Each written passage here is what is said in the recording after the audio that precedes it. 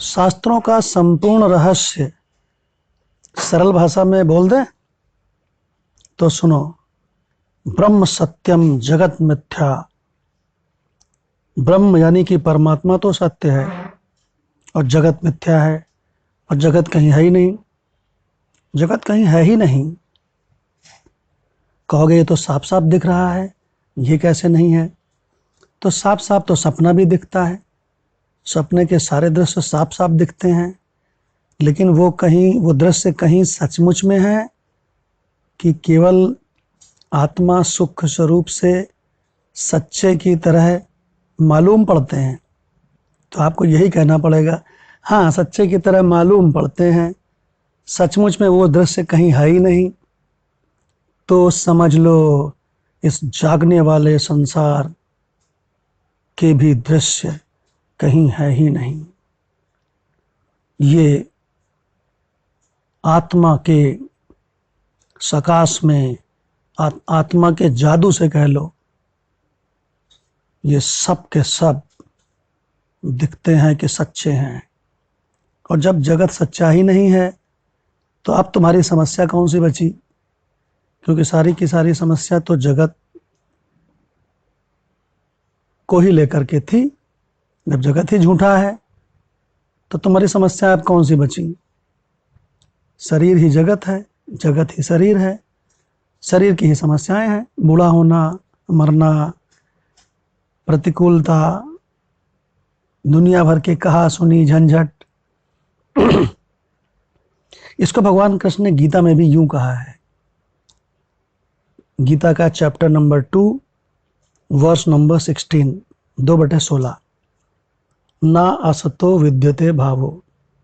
ये जो असत रूपी जगत है ना, ये भगवान कहते हैं इसका एग्जिस्टेंस कहीं नहीं है। The whole world is just only appearance.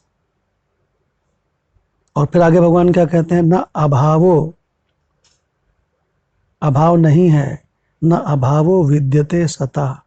और सत वस्तु का यानी कि दृष्टा, साक्षी, चेतन यानी कि तुम्हारा, है ना, अभाव नहीं है, वो झमाझम भरा हुआ है।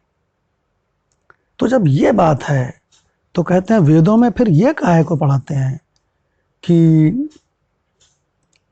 पहले अन्वय समझ लो, फिर व्यतिरेक समझ लो। पहले महात्मा लोग व्यतिरेक पढ़ाते हैं। व्यतिरेक माने क्या क्या आत्मा नहीं है, ये व्यतिरेक हो गया। और फिर कहते हैं अन्वय पढ़ाते हैं, क्या क्या आत्मा है, तो कहते हैं सब आत्मा है। तो इस स्लाइड में क्या लिखा है जरा वो देखो, मजा आ जाएगी। स्लाइड में लिखा है कि असल में जब दो है ही नहीं, केवल एक ही है।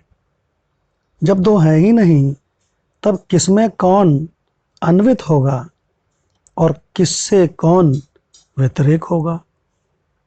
तो कहते हैं फिर ये पढ़ाया क्यों जाता है आत्मज्ञान की कक्षा में ऋषियों मुनियों के द्वारा?